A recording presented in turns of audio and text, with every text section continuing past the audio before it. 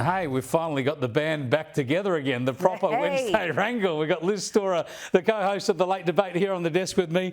And, of course, we've got Justin Smith, finished with ABC Radio for a while, joining us again from Melbourne. I'm really keen to hear... Welcome back, Prodigal. Prodigal son. Share with us a few tricks you learned at the ABC. Look, got to get your thoughts on a couple of big stories.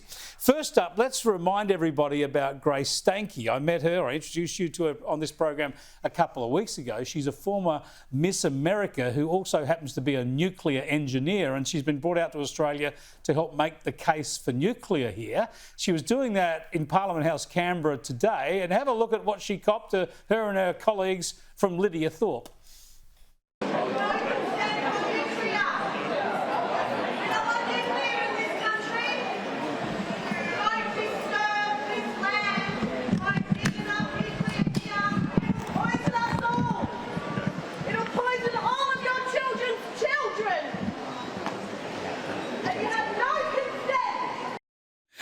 It'll poison all of your children's, Justin. Look, she's a senator for Victorians. She's your senator. What do you think of her behaviour? Oh, thanks, mate.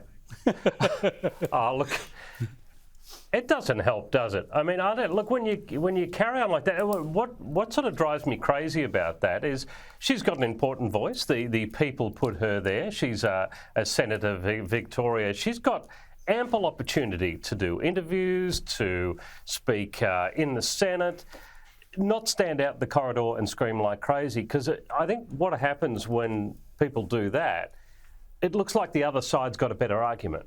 And, you know, it sort of stops a proper debate. So it really, look, I'm all for yelling and screaming and protesting and carrying on about the right things. And you know, like I said, she's got an important voice, but she's got to use it properly. And I really don't know why she's gone down this track. And she's been doing it for a while, hasn't she?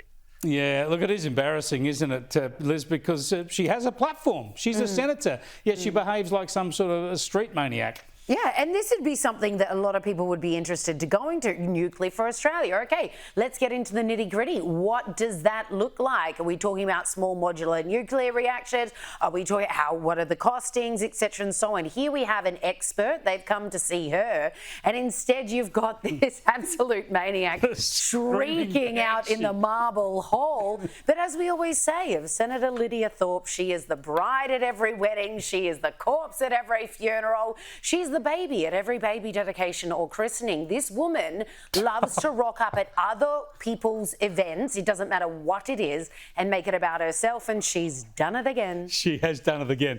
Now, last night we brought you the news that the former Transport Minister for New South Wales, Joe Halen, had resigned, of course, because of that boozy lunch where she'd organised a taxpayer-funded, chauffeur-driven van to take her friends and her partner off to this winery lunch. Well, there was another minister in the car, the Housing Minister, Rose Jackson. She's finally spoken up today and explained why she shouldn't go the same way. She shouldn't resign because she was on board the same taxpayer-funded lurk.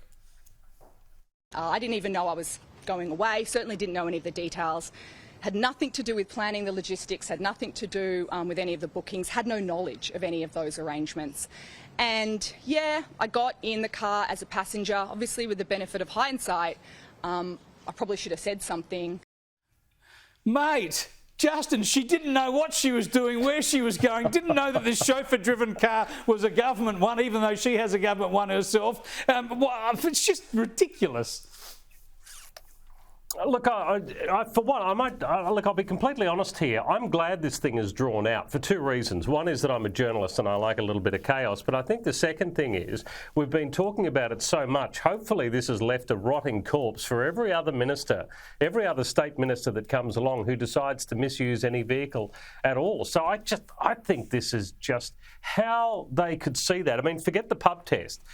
You know, this fails any test. They could sit there and say, oh, no, look, this will be fine. Anyone who's got that kind of judgment, I can't believe some of the people we vote in sometimes. It's incredible. Politics. Yeah, it extorts It's extraordinary. It is. Liz, if she didn't know what the hell was going on, then how can she run a government department? Indeed. Like, this is the most believable thing I've heard since Epstein killed himself. I mean, seriously, even her body language there in that clip, she is looking around at the sky. She's not making eye contact with the journo who's asked her the question. She looks up and to the left. This is, any body language expert will tell you, that's someone who's very likely not telling the truth. They come up with these stories all the time. And Justin, I love that you're hoping that this will leave a smelling corpse that will put other people off from doing the same. But how many of these things have we talked about? Yeah. How many of them, federal and state, for years and years and years?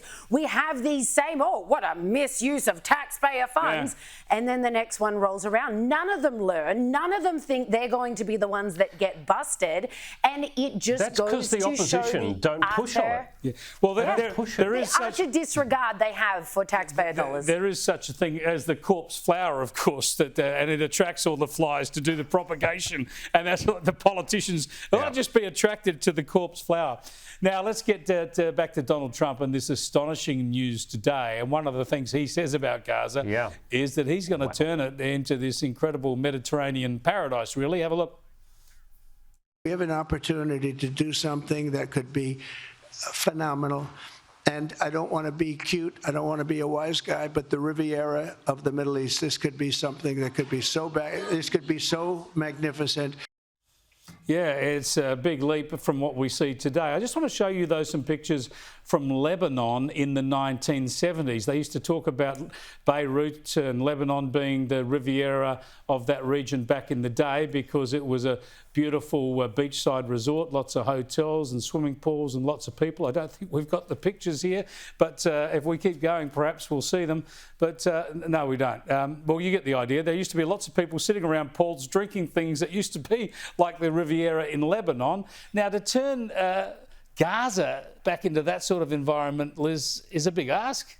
This is just insane. Yesterday, this was a conspiracy theory, okay? The idea that this was someone's end goal for this. And here we are with Trump standing next to Netanyahu saying, no, this is what we're going to do. We are going to remove 1.8 million Gazans. We're going to force Egypt or Jordan to take them, like stuff their sovereignty as well.